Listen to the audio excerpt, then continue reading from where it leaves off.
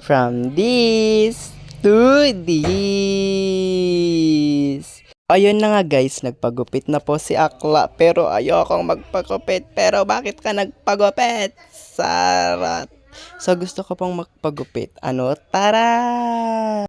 Ayan na guys, klinip po ni Sir yung buhok ko.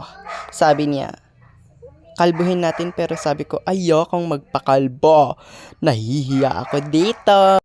Guys, patapos po niyan. So, ano, tara. Ayan po ang ending. Ang pangit ko po. Kumain po ako dito sa RT. Pinakita pa ni Bakla sa paligid. Yeah! Walang hiya. Nag-order po ko ng cookies and cream and bacon choufan. Shout out po sa iyo ate. Salamat sa pagluluto ng pagkain ko. Ayun po guys, is 24. May 24 po ngayon. Ano, tara kain po ako guys. Good. Yan lang po ang vlog ko. Bye bye. Salamat.